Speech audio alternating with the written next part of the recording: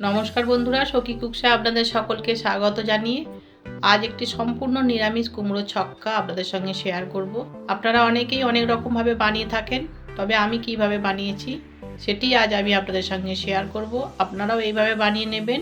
রুটি পরোটা ও বিশেষ করে লুচির সঙ্গে খেতে কিন্তু দুর্দান্ত লাগে।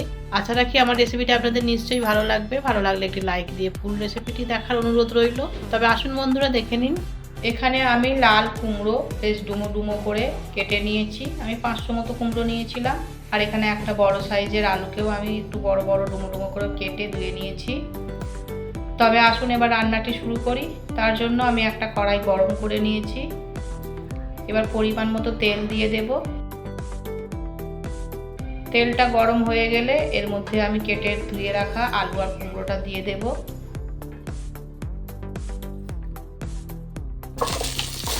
আলু কুমড়োটা দিয়ে এর মধ্যে দিয়ে দেব সামান্য পরিমাণে নুন।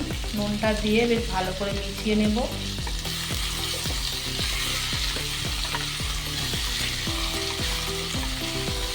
নুনটা আমি ভালো মতো মিশিয়ে নিয়েছি। এবার এটাকে ঢাকা দিয়ে 2 মিনিট মতো রান্না করে নেব, যাতে আলু আর কুমড়োটা 50% মতো সেদ্ধ হয়ে যায়। আমি ফিরে এলাম 2 মিনিট পর। দেখুন আলু আর কুমড়োটা প্রায় 50% মতো সেদ্ধ হয়ে গেছে। এবার গ্যাসের ফ্লেমটা আমি জোরে রেখে একটু নাড়াচাড়া করে ভেজে নেব।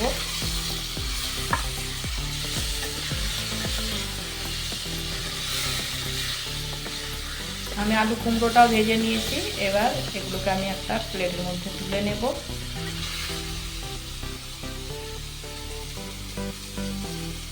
আমি আলু কুমড়োটা তুলে নিলাম। এবার এই কড়াইয়ের মধ্যে 2 চামচ সরষের তেল গরম করে নিয়েছি। নিয়ে এর মধ্যে হাফ টিস্পুন 5 ফোড়ন, 2টো শুকনো লঙ্কা, একটা তেজপাতা দিয়ে দিলাম। দিয়ে কয়েক সেকেন্ডের জন্য নাড়াচাড়া করে ভেজে নেব ফোড়নগুলো। ফোড়নটা ভাজা হয়ে গেলে এর মধ্যে দিয়ে দেব হাফ টিস্পুন হলুদ গুঁড়ো, হাফ টিস্পুন ধনে গুঁড়ো, হাফ টিস্পুন জিরে গুঁড়ো আর হাফ টিস্পুন লাল লঙ্কা গুঁড়ো। এবার গ্যাসের ফ্লেমটাকে একেবারে লোতে রেখে এই মশলাটা আমি ভেজে নেব কয়েক সেকেন্ডের জন্য।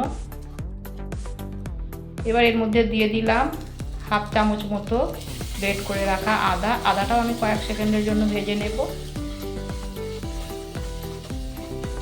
এবার এর মধ্যে 2 চামচ জল দিয়ে মশলাটার সাথে আমি ভালো করে মিশিয়ে নেব জলটা।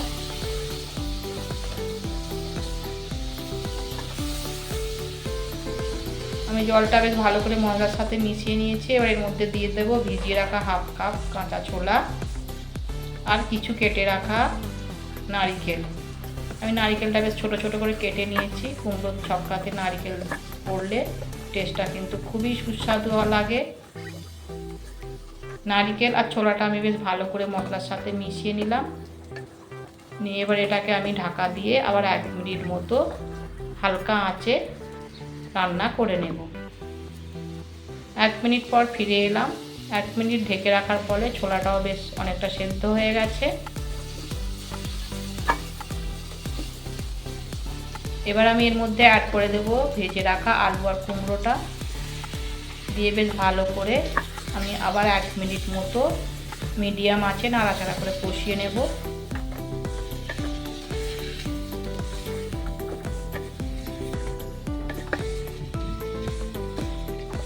আমি কুমড়ো আর আলুটা 1 মিনিট মতো নাড়াচাড়া করে বেশ কষিয়ে নিয়েছি। এবার আমি এর মধ্যে অ্যাড করে দেব হাফ কাপ মতো উষ্ণ গরম জল। অবশ্যই উষ্ণ গরম জল ব্যবহার করতে হবে, তাহলে কুমড়োর ছক্কার টেস্টটা নষ্ট হবে না।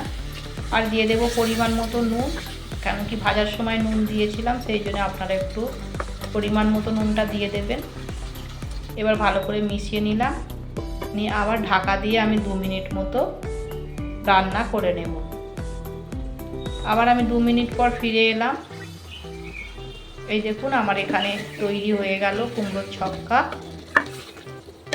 আলুটা আর কুমড়োটা বেশ ভালো মতো সেদ্ধ হয়ে গেছে, এই দেখুন। এবার নামাবার আগে এর মধ্যে আমি অ্যাড করে দেব 1 চামচ ঘি,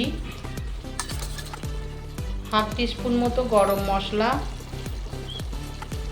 কিছু কসুরি মেথি আর দিয়ে দেব 1 চামচ মতো চিনি।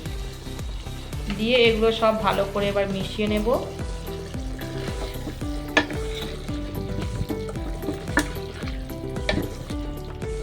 এগুলো বেশ ভালো করে মিশিয়ে নিলেই আমার এখানে তৈরি হয়ে যাবে নিরামিষ কুমড়োর ছক্কা।